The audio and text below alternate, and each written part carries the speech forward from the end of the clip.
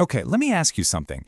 What if a mathematical law, something we all just assumed was set in stone for like 200 years, was suddenly proven wrong? Well, that's the absolutely incredible story we're diving into today. I mean, think about that. It's a question that really challenges the very foundations of algebra, right? For 2 whole centuries, there was this specific type of math problem that everyone just agreed was officially unsolvable. But what if that was never the whole story? So to really get why this is such a big deal, we've got to go back and understand the problem itself. For centuries, literally centuries, mathematicians have been on this quest for a universal way to solve a certain kind of equation. They're called high-degree polynomials. Yeah, you can think of it like they were searching for a master key. You know, they already had keys for the simple locks, those equations you probably remember from school. But the real holy grail was finding that one key that could unlock any polynomial, no matter how ridiculously complex it got. But here's the thing. In the 19th century, they didn't find the key. Instead, they hit a wall, and I mean a wall, a very famous and very, very firm mathematical wall. And that wall has a name, the Abel-Ruffini theorem. Basically, what it says is that there's no general solution for these polynomial equations once they get to degree 5 or higher, at least not using the tools they had, which are called radicals. You know, things like square roots, cube roots, that kind of stuff. Now, this didn't mean you couldn't solve any of them, but it did mean that the dream of that one master key, well, that dream was dead. And that was it. For 200 years, that was the final word on the matter. This wasn't just some random theory. It became a fundamental limit of what mathematicians truly believed was possible.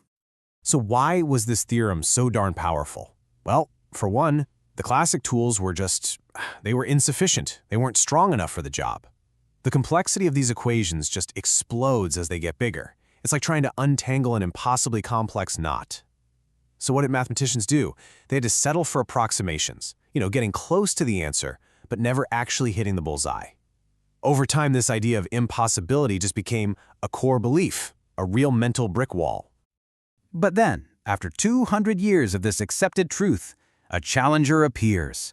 Someone ready to actually question this fundamental limit. And this single line from Professor Ezouidi's work just perfectly captures the spirit of his research. He wrote, "But limits exist only until they are surpassed." Wow. That right there, that signals a complete shift in perspective. You're going from just accepting limits to actively trying to smash right through them. And this quote really gets to the core of his motivation. Where the rest of the mathematical world saw an unbreakable law, Professor Ezouidi saw, well, an incomplete understanding. He saw a challenge that he simply refused to leave unanswered. And so, here it is, the incredible claim. Professor Ezouidi says that he has found a way to get the exact perfect answers, we're not talking close approximations here, for 8th-degree polynomials. And just to be clear, this is the very thing the Abel-Ruffini theorem basically said was impossible for 2 centuries.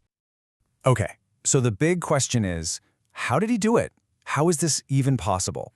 Well, his work suggests it's not just about a new formula. It's about a fundamentally different way of looking at the entire problem. This table really lays out the difference beautifully.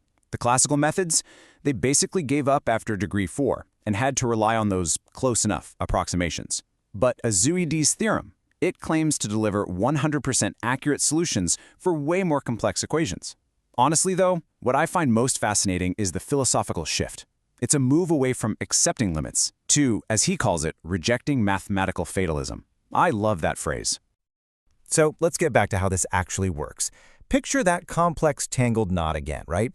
Instead of trying to just yank it apart from the outside, Ezouidi's method is all about finding a hidden pattern inside the knot itself, and then it uses that very pattern to let the knot untangle itself from the inside out, until, boom, the solution just appears. So, what does all this mean? What are the implications here? Well, if this method is verified and holds up to scrutiny, the implications are they're absolutely profound. It really comes down to this core shift. For 200 years, the best you could hope for with these complex polynomials was close enough. But this new method, it aims for perfection, for complete, total, algebraic exactness. 100% accuracy. Think about that. No rounding, no estimating. The solutions are purely algebraic, and that is the absolute gold standard in mathematics. It's like a return to the kind of beautiful precision that algebra was built on in the first place, but for a problem everyone thought was way beyond its reach. So what's the big takeaway here? Well, if this gets verified, we could be looking at a whole new era for algebra. The Abel-Ruffini theorem wouldn't be wrong exactly, but maybe just incomplete, a huge historical milestone that we've now surpassed. And it opens up this incredible possibility that every polynomial might have an exact solution just waiting for us to find it. And that leaves us with a really fascinating thought, doesn't it? This story isn't just about math. It's about the nature of discovery itself. It really makes you wonder what other impossible problems out there in any field aren't really impossible at all. Maybe they're just waiting for someone to come along, reject the limits, and find a whole new way of thinking.